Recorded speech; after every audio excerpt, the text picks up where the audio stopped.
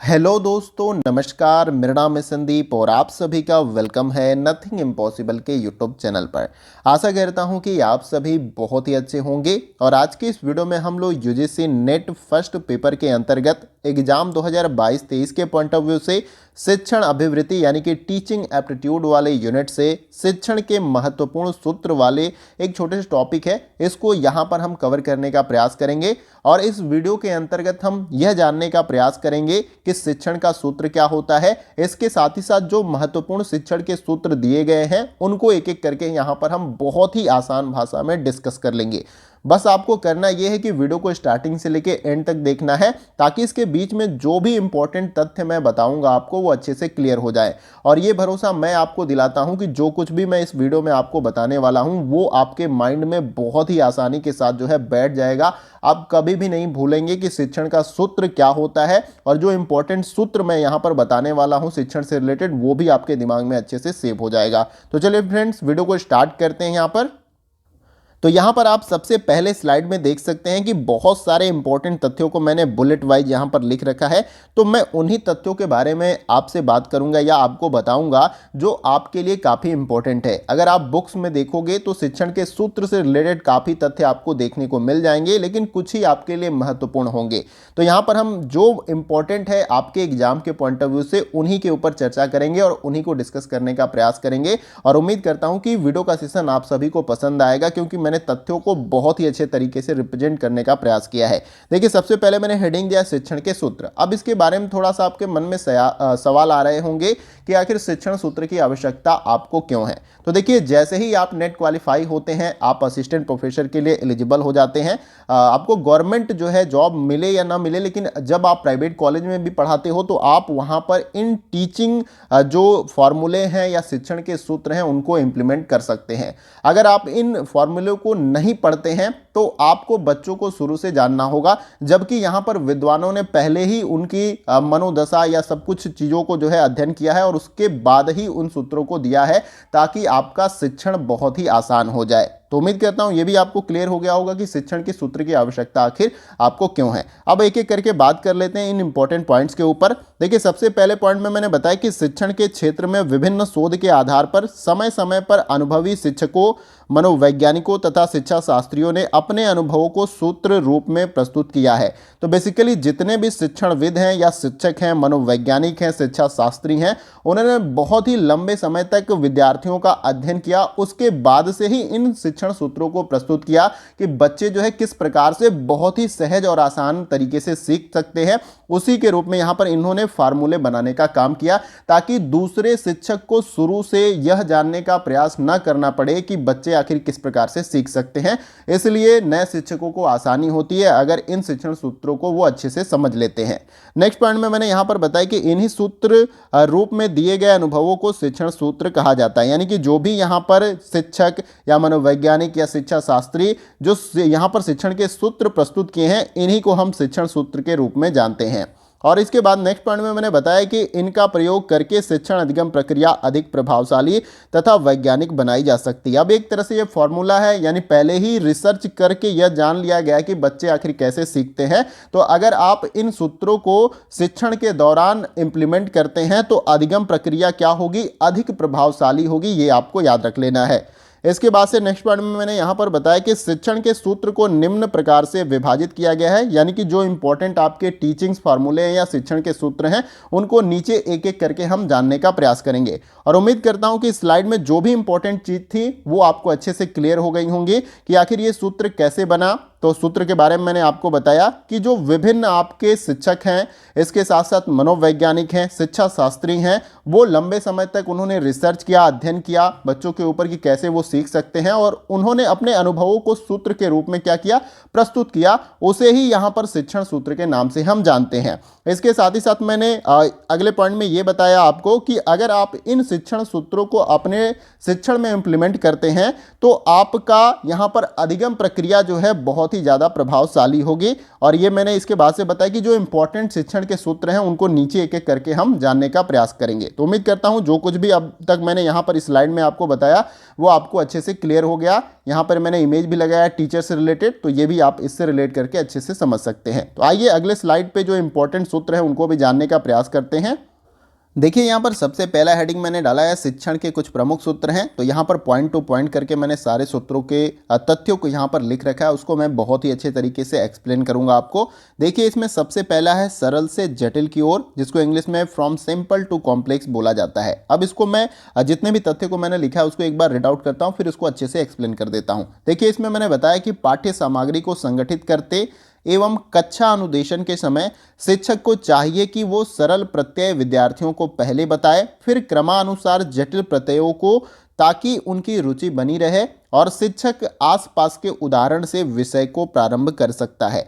तो बेसिकली आपको इस सूत्र के नाम से ये स्पष्ट होता है कि सरल से जटिल की ओर अगर आप शिक्षण कर रहे हैं क्लासरूम में, तो आपको यह करना चाहिए कि विद्यार्थियों को पहले सरल तथ्यों के बारे में बताना चाहिए जिसके बारे में वो जानते हैं। इसके साथ ही साथ उनके आसपास के उदाहरण को जो है उनके टॉपिक से रिलेट करके आपको उनको बताना चाहिए, ताकि वो उनसे रिलेट करके उनको अच्छे से समझ सके और उसके बाद धीरे धीरे आप जटिल तथ्यों के तरफ जो है आगे बढ़े। इस तरीके से आपका अधिगम जो है काफ़ी ज़्यादा प्रभावी होगा। तो बेसिकली सरल से जटिल में आपको यही याद रखना है कि जब भी शिक्षण होगा आप आसान तथ्यों के साथ जो है अपनी क्लास को स्टार्ट करेंगे। चाहे आपका कोई भी सब्जेक्ट हो, मैथ ही पढ़ा रहे हैं तो मैथ में कोई भी चैप्टर हो, तो आप सरल जो है सवालों से शुरुआत करेंगे और बच्चों के आसपास के जीवन से उदाहरणों से जो है जोड़ के उन तथ्यों को समझाने का प्रयास करेंगे।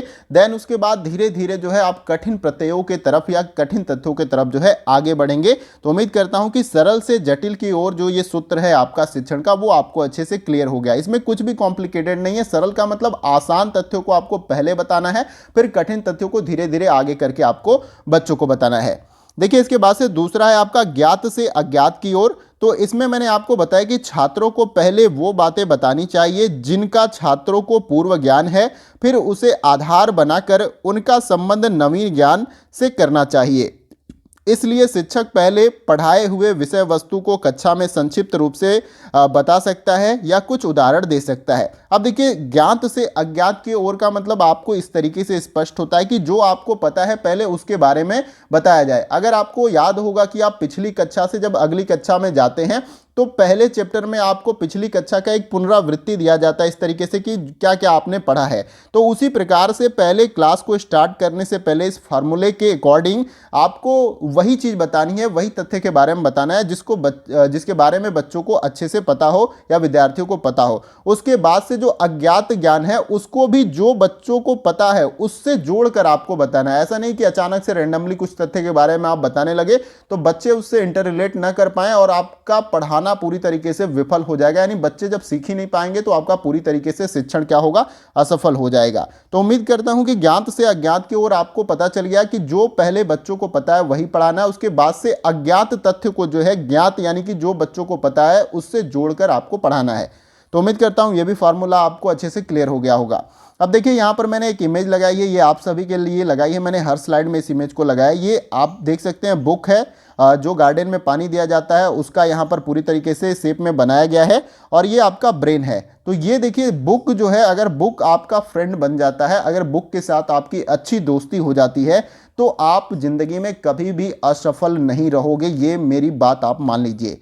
थोड़ी सी कठिनाई है बुक के साथ फ्रेंडशिप करने में, क्योंकि सबके साथ फ्रेंडशिप अच्छे से बुक की नहीं हो पाती है। 2-4 पेज लोग पढ़ते हैं फिर छोड़ देते हैं, लेकिन बुक कभी निराश आपको नहीं करेगी अगर बुक आपकी फ्रेंड बन जाती है। अगर बुक से आप अपनी माइंड को सींचते हैं तो ये जिंदगी भर आपका साथ देगी और आप कभी भी असफल नहीं रहेंगे। इसे आप याद कर लीजिए। तो उम्मीद करता हूं कि ये सारा तथ्य आपको क्लियर हो गया होगा। ये जितने भी फार्मूले मैंने बताए और ये पिक्चर से रिलेटेड जो भी इंपॉर्टेंट चीजें बताए वो भी आपको अच्छे से क्लियर हो गया। आइए अगले फार्मूले को यहां पर हम देखते हैं। इसमें हमारा अगला जो सूत्र है उसे देखते हैं। इसमें है आपका मूर्त से अमूर्त की ओर। तो इसमें बेसिकली आपको ये समझना है कि शिक्षण के दौरान कैसे आप विद्यार्थियों को मूर्त चीज़ों को दिखाकर अमूर्त जो तथ्य हैं या अमूर्त चीजें हैं उनके बारे में चिंतन कराकर उनकी समझ को बढ़ा सकते हैं। देखिए इसमें जो भी मैंने तथ्य लिखा है इसको एक बार आप देख लीजिए।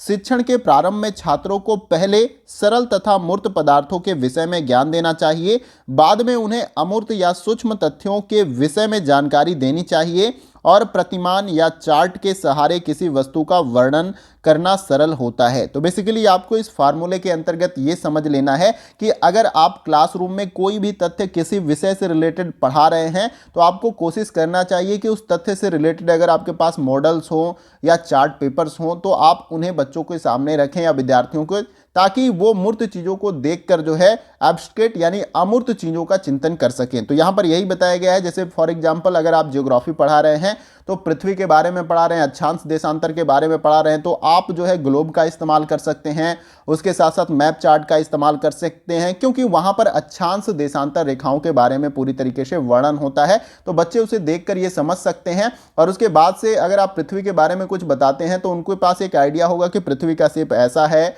और उसे अमूर्त तरीके से वो चिंतन कर सकते हैं। तो आपको जो है कॉन्क्रीट चीजें यानी मूर्त चीजों को दिखाना जरूरी है ताकि बच्चे उसको अच्छे से समझ सके, ताकि उनका अमूर्त चिंतन बढ़ सके। तो यहां पर मूर्त से अमूर्त का आपने कौन से पूरी तरीके से समझ लिया कि इस फॉर्मूले के अंतर्गत आपको किस प्रकार से शिक्षण करना है। उसके बाद से नेक्स्ट यहां पर आपका है कि अनिश्चित से निश्चित की ओर। तो देखिए इसके अंतर्गत मैंने आपको बताया कि शिक्षण के प्रारंभ में छात्रों के विचारों में अस्पष्टता होती है और धीरे धीरे उनमें परिपक्वता आती है। तो शिक्षक का कार्य उनकी शंकाओं का निवारण करना है। तो बेसिकली इस फार्मूले के अंतर्गत जब भी किसी भी विषय से संबंधित कोई टॉपिक पढ़ाया जाता है विद्यार्थियों को तो उनके मन में काफ़ी ज़्यादा विचार होते हैं और तथ्यों को लेकर काफ़ी अस्पष्टता होती है। तो आपकी जिम्मेदारी होती है, जैसे कि आप शिक्षक बनेंगे या शिक्षण कार्य करेंगे तो आपकी जिम्मेदारी होती है कि आप विद्यार्थियों से पूछें कि इस तथ्य से रिलेटेड कोई भी अगर आशंका है, आपको कुछ भी नहीं समझ में आए तो आप मुझे बताएं, उसे मैं स्पष्ट करने का या समझाने का आपको प्रयास करूंगा। तो कोई भी शंका जो है उसको निवारण करना या उसके बारे में आपको एक्सप्लेन करना जो है इस फार्मूले से रिलेटेड जो है सारा कुछ कॉन्सेप्ट है। तो उम्मीद करता हूं कि अनिश्चित से निश्चित की ओर का फार्मूला आपको अच्छे से क्लियर हो गया और ये इमेज आपको सारी स्लाइड में मिलेगी ताकि आप इसको अच्छे से समझ लें कि बुक बुक बुक ये किताब ही आपकी सच्ची दोस्त है। आइए अगले फार्मूले को देखते हैं। देखिए इसमें अगला जो हमारा फार्मूला है वो है विशेष से सामान्य की ओर। तो इसको थोड़ा सा जानने का हम प्रयास करते हैं। तो देखिए पहले छात्रों के सामने विशिष्ट उदाहरण प्रस्तुत किए जाएं और बाद में उन्हीं उदाहरणों के माध्यम से सामान्य सिद्धांत स्थापित किए जा सकते हैं। इसको आगमनात्मक तर्क भी कहा जाता है। तो आप सभी को पता है कि शिक्षण की जो आगमनात्मक विधि है उसमें सबसे पहले बच्चों को उदाहरण दिया जाता है, उसके बाद से फॉर्मूले को स्पष्ट करने का प्रयास किया जाता है। तो विशेषकर इस फॉर्मूले के अंतर्गत आपको करना ये है कि अगर आप किसी भी तथ्य के बारे में विद्यार्थियों को पढ़ा रहे हैं तो उस तथ्य से रिलेटेड आपको उनके जीवन से जुड़े एग्जाम्पल को देना है ताकि वो उससे रिलेट कर सके, ताकि आपके तथ्यों को वो बहुत ही अच्छे तरीके से समझ सके। अगर आपके तथ्य उनके जीवन से या उनको कुछ उसके बारे में आइडिया नहीं है, उससे हट के है, तो उनको समझने में थोड़ी दिक्कत हो सकती है। इसलिए आप सबसे पहले उदाहरण दीजिए, उदाहरण से उनको उनके जीवन से जोड़ के एक्सप्लेन करने का प्रयास करिए, फिर तथ्यों के बारे में जो है एक्सप्लेन करिए। इस तरीके से आपका टीचिंग काफ़ी ज़्यादा इफेक्टिव हो जाएगा। तो यहाँ पर विशेष से सामान्य की ओर ये फॉर्मूला भी या ये सूत्र आपको अच्छे से क्लियर हो गया होगा। ये सारे शिक्षण से रिलेटेड सूत्र हैं जिसके बारे में मैं अभी आपको बता रहा हूँ। इसके साथ साथ नेक्स्ट आपका है यहाँ पर कि मनोवैज्ञानिक से तार्किक की ओर। तो इसमें मैंने बताया कि पहले वह पढ़ाया जाए जो छात्रों की योग्यता एवं रुचि के अनुकूल हो, तत्पश्चात विषय सामग्री के तार्किक क्रम पर ध्यान दिया जाए। तो बेसिकली इस फॉर्मूले या इस सूत्र के अंतर्गत आपको क्या करना है, जैसे कि अभी ऊपर हमने एक फॉर्मूला देखा था जिसमें मैंने आपको बताया कि बच्चों को वो टर्म्स या तथ्य के बारे में पढ़ाना चाहिए जो उनको पहले से पता होगा। तो इस भी फॉर्मूले में यही करना है आपको कि पहले वह पढ़ाया जाए जो छात्रों की योग्यता एवं रुचि के अनुकूल हो, यानी छात्र जिसमें रुचि लेते हो उन विषय या उन तथ्य को आपको पहले पढ़ाना चाहिए। देन उसके बाद से जो है जो तार्किक क्रम है उस पर आपको ध्यान देना चाहिए। तो विषय के तार्किक क्रम को आपको पहले नहीं रखना है, सबसे पहले बच्चों की रुचि के अनुसार जो टॉपिक्स है, तथ्य हैं, उनको पढ़ाना है, फिर उसके बाद से विषय के तार्किक क्रम पर आपको ध्यान देना है। तो आशा करता हूं ये भी आपको अच्छे से क्लियर हो गया होगा और उम्मीद करता हूं कि आपको सारा तथ्य और जो कुछ भी मैं बता रहा हूं आपको अच्छे से क्लियर हो रहा होगा। अगर कुछ भी नहीं समझ में आया तो आप कमेंट बॉक्स में मुझे बताइएगा, वहां पर भी मैं आपको स्पष्ट करने का प्रयास करूंगा। आइए अगले फॉर्मूले या सूत्र को हम यहां पर देखते हैं। देखिए यहां पर अगला जो हमारा सूत्र है ये है आपका विश्लेषण से संश्लेषण की ओर। तो देखिए इसमें मैंने बताया है सबसे पहले कि विश्लेषण वह प्रक्रिया है जिसमें हम वस्तु का संपूर्ण अध्ययन प्रारंभ करते हैं, फिर उसे विभिन्न तत्वों में बांटकर प्रत्येक भाग का अलग अलग अध्ययन करते हैं। तो बेसिकली विश्लेषण आपका क्या है, किसी चीज़ों का विश्लेषण करना, यानी कि छोटा सा अगर कोई टॉपिक्स आपको दे दिया जाता है तो उसको आप किस प्रकार से विस्तृत रूप में अलग अलग करके जो है उसको अच्छे तरीके से एक्सप्लेन कर सकते हैं। तो बेसिकली विश्लेषण वह प्रक्रिया है जिसमें हम वस्तु या तथ्यों को संपूर्ण अध्ययन जो है को प्रारंभ करते हैं, फिर उसे विभिन्न तत्वों में या उसे अलग अलग बांट कर जो है उसके अलग अलग भाग को जो है हम अध्ययन करते हैं। तो ये आपको विश्लेषण क्लियर हो गया। अब इसमें जो संश्लेषण है उसे जान लेते हैं। जबकि संश्लेषण का अर्थ है कि किसी वस्तु के विभिन्न भागों से आरंभ करके संपूर्ण वस्तु की ओर चलना, यानी कि अलग अलग सब टॉपिक्स में सारे तथ्य बटे हुए हैं, तो किसी एक पॉइंट से स्टार्ट करके उसके संपूर्ण तथ्य यानी उसके केंद्र की तरफ आगे बढ़ना जो है आपका संश्लेषण यहां पर है। और इस प्रणाली का प्रयोग भूगोल, रेखागणित, विज्ञान तथा व्याकरण आदि के जो है शिक्षण में किया जाता है, ये आपको याद रखना है। तो इस विधि का प्रयोग जो है ज़्यादातर भूगोल विषय, रेखागणित विषय, विज्ञान, व्याकरण के जो विषय होते हैं उनमें किया जाता है। तो उम्मीद करता हूं कि विश्लेषण से संश्लेषण के तरफ जो सूत्र है शिक्षण का वो आपको अच्छे से क्लियर हो गया होगा। विश्लेषण में है आपको विभिन्न तत्वों में अलग अलग बांट कर जो है उसका अध्ययन करना चाहिए, जबकि संश्लेषण में आपका संपूर्ण वस्तु के या संपूर्ण तथ्यों की तरफ जो है आगे बढ़ने का प्रयास किया जाता है किसी एक बिंदु से। तो उम्मीद करता हूं विश्लेषण और संश्लेषण आपको क्लियर हो गया होगा। आइए अगले सूत्र को देखते हैं। इसमें जो हमारा अगला सूत्र है उसे देखते हैं। देखिए ये है आपका पूर्ण से अंश की ओर, तो इसे हम जानते हैं। देखिए गेस्टाल्ट या समिष्ट मनोवैज्ञानिकों के अनुसार पहले पूर्ण का संज्ञान होता है और बाद में उसके अंशों का पहले हम वृक्ष को देखते हैं और फिर उसकी तना, शाखाएं, पत्ती इत्यादि को देखते हैं। तो ये बात तो सही है, सबसे पहले हम किसी भी चीज़ को जो है पूर्ण रूप में देखते हैं, चाहे पेड़ हो या फिर घर हो, फिर उसके बाद से उसके सब जो पार्ट्स होते हैं उनको देखते हैं। यानी कि घर तो हमने देख लिया, अब फिर बात की जाए घर कैसे बनता है, पिलर्स बनाए जाते हैं, कॉलम्स दिए जाते हैं, सरिया लगता है, तो उसके अलग अलग अंगों को हम बाद में देखते हैं, लेकिन सबसे पहले हम उसके पूर्ण रूप को देखते हैं। वही बात यहाँ पर बताई गई है। देखिए इसमें आगे मैंने बताया कि शिक्षण में पहले विषय वस्तु को पूर्ण रूप से छात्रों के सामने रखा जाए और फिर धीरे धीरे उसके विभिन्न भागों के विषय में ज्ञान दिया जाए तो शिक्षण ज़्यादा प्रभावशाली सिद्ध होगा। यानी कि जो भी कुछ आप बताने वाले हैं उसके पूर्ण रूप को सबसे पहले आपको विद्यार्थियों के समक्ष रखना चाहिए, फिर उसके बाद से उनके जो पार्ट्स हैं या जो उनके अंग हैं उनको एक एक करके जो है डिस्क्राइब करना या समझाने का प्रयास आपको छात्रों को करना चाहिए। तो उम्मीद करता हूं कि ये आपको क्लियर हो गया होगा कि पूर्ण से अंश की ओर कैसे हम जो है शिक्षण कर सकते हैं। इसके साथ साथ नेक्स्ट इसमें है प्रकृति का अनुसरण, एक सूत्र है आपका शिक्षण से रिलेटेड, इसे भी जानते हैं।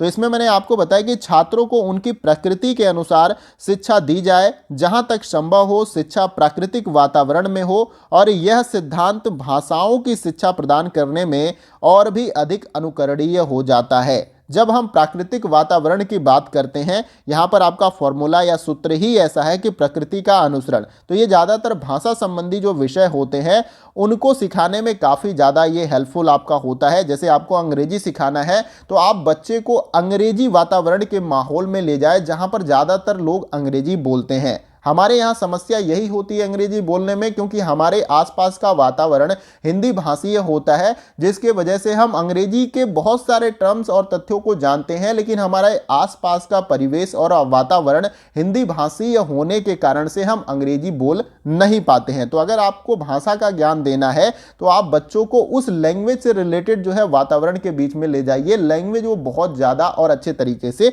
सीख सकता है। तो ये ज़्यादातर भाषा संबंधी विषयों में काफ़ी हेल्पफुल होता है, प्रकृति का अनुसरण। तो आशा करता हूं ये भी फॉर्मूला या ये सूत्र जो है आपका शिक्षण का वो भी क्लियर हो गया। आइए अगले फॉर्मूले को या अगले सूत्र को हम देखते हैं। तो आप इस स्लाइड में देख सकते हैं, ये हमारा लास्ट शिक्षण का सूत्र है जो आपका है इंद्रियों का प्रशिक्षण, इसे हम जानते हैं। देखिए, मॉन्टेसरी और फ्रोएबल इस सिद्धांत के मुख्य प्रतिपादक हैं। अगर आपसे पूछा जाए कि इंद्रियों का प्रशिक्षण से संबंधित जो शिक्षण का सूत्र है वो किसके द्वारा प्रतिपादित किया गया है, तो मॉन्टेसरी और फ्रोएबल के द्वारा जो है इस सिद्धांत का प्रतिपादन किया गया है। अब देखिए, इसके बारे में थोड़ा सा जानते हैं। तो देखिए, हमारी 5 इंद्रियां होती हैं। पहला है आपका आंख, कान, नाक, जिह्वा और त्वचा। त्वचा को ज्ञान के प्रवेश मार्ग भी बताया गया, यानी कि इन इंद्रियों को ज्ञान का प्रवेश मार्ग भी बताया गया है। इसके बाद से मैंने बताया कि शिक्षण अधिगम प्रक्रिया में इनमें से सबका अधिकतम उपयोग करना चाहिए और श्रव्य दृश्य उपकरणों का उपयोग इसी उद्देश्य से किया जाता है। अब मैं इसके बारे में थोड़ा सा एक्सप्लेन कर देता हूं। देखिए, कैसे ये शिक्षण में काफ़ी ज़्यादा सहायक है। अगर आप किसी भी चार्ट पेपर या मॉडल्स का इस्तेमाल करते हैं किसी भी तथ्य या विषय से संबंधित टॉपिक को क्लियर करने के लिए, तो वहाँ पर आंखों का इस्तेमाल होता है। आंखों से हम उन चीज़ों को देखते हैं दृश्य के रूप में। और इसके साथ साथ कान की अगर बात करें तो ये इंद्री को आपको बेहतर, ये इन इंद्रियों को डेवलप करने के ऊपर बात हो रही है कि इनको ज़्यादा से ज़्यादा जो है प्रशिक्षित किया जाए ताकि ये बेहतर वर्क कर सके। कान से हम जो भी लेक्चर्स होते हैं, जो भी तथ्य, जैसे कि मैं ही बोल रहा हूं तो कान से आप सुन रहे हैं, और जितना क्लियर मैं शब्दों को बोलूंगा उतना अच्छे से आप जो है आप इन तथ्यों को समझ कर जो है इस पूरे कॉन्सेप्ट को आप समझ पाएंगे। उसके बाद से नाक है, तो नाक भी एक बहुत ही आपकी अच्छी इंद्री होती है जिससे आप स्मेल से संबंधित सारे तथ्यों को, अलग अलग स्मेल्स को पहचानते हैं। और उसके बाद जिह्वा है, त्वचा है, तो इन इंद्रियों को प्रशिक्षित करना चाहिए। और इसी को बताया गया कि ज्ञान के प्रवेश मार्ग भी जो है इन इंद्रियों को बताया गया है। और इसके साथ ही साथ शिक्षण अधिगम प्रक्रिया में इनमें से सबका अधिकतम उपयोग करना चाहिए और श्रव्य दृश्य उपकरणों का उपयोग इसी उद्देश्य से किया जाता है ताकि इन इंद्रियों को प्रशिक्षित किया जा सके। तो उम्मीद करता हूं कि यह भी सूत्र आपको अच्छे से क्लियर हो गया होगा। और यहां पर यह टॉपिक आपका कंप्लीट होता है, शिक्षण से सूत्र से रिलेटेड जो भी आपका ये टॉपिक था। और उम्मीद करता हूं कि जितने भी मैंने सूत्र आपको यहां पर बताए वो आपको अच्छे से क्लियर हो गए होंगे। और कोई भी डाउट होता है, जो कुछ भी मैंने अभी आपको बताया, तो आप कमेंट बॉक्स में मुझसे पूछ सकते हैं। मैंने अपने तरफ से बहुत ही अच्छे तरीके से प्रयास किया कि बहुत ही आसान और सहज भाषा में आपको समझाऊं, और मुझे लगता है कि मैंने बहुत ही अच्छे तरीके से आपको सारा तथ्य यहाँ पर सूत्र से रिलेटेड, और शिक्षण सूत्र क्या होता है, शिक्षण सूत्र की आवश्यकता क्या होती है, तो मतलब क्यों होती है, सारा कुछ मैंने आपको बताया। और इसके बाद भी अगर कोई डाउट होता है तो आप कमेंट बॉक्स में पूछ सकते हैं, वहां पर भी मैं आपको समझाने का प्रयास कर सकता हूं। इसके साथ ही साथ वीडियो कहीं से भी अच्छा लगे तो वीडियो को आप लाइक कर सकते हैं, क्योंकि वीडियो के कंटेंट को बनाने में काफ़ी ज़्यादा समय और मेहनत लगता है। आप देख सकते हैं एक एक स्लाइड को टाइप करना होता है, उसके बाद से इसको रिप्रेजेंट करना होता है, फिर उसके बाद से एडिटिंग करके फिर अपलोड करना होता है, तो काफ़ी ज़्यादा समय लगता है। तो इसके बदले में बहुत कुछ ज़्यादा हम एक्सपेक्ट नहीं करते हैं। हम चाहते हैं कि ये कंटेंट जो है इसको अप्रिसिएट किया जाए और ज़्यादा से ज़्यादा लोगों के साथ शेयर किया जाए ताकि मैक्सिमम लोगों को इस कंटेंट का लाभ मिल सके। तो आपको वीडियो अच्छा लगे तो लाइक करके अप्रिसिएट हमें जरूर करें ताकि हम इसी प्रकार की बढ़िया से बढ़िया तथ्य या कंटेंट को जो है आपको प्रोवाइड कर सके। और शेयर करके जो है आप ज़्यादा से ज़्यादा लोगों की मदद कर सकते हैं, उनको भी ये सारा तथ्य अच्छे से मिल सकता है। बस आपको शेयर करना है, सब कुछ फ्री ऑफ कॉस्ट है, इसीलिए आपको लाभ हो रहा है तो दूसरों को शेयर करिए ताकि उनको भी लाभ हो सके। और चैनल पे अगर आप नए हैं तो चैनल को सब्सक्राइब करिएगा, और उसके बगल में ये जो बेल आइकन का बटन है घंटी का, इसको तो आप जरूर से प्रेस कर लीजिएगा, तभी इस चैनल पे जो भी इंपॉर्टेंट वीडियो अपलोड की जाएगी उसकी नोटिफिकेशन आपको डेली मिल पाएगी। तो आज की वीडियो में बस इतना ही, फिर मिलते हैं अगली वीडियो में कुछ और महत्वपूर्ण टॉपिक के साथ। तब तक के लिए जय हिंद, जय भारत।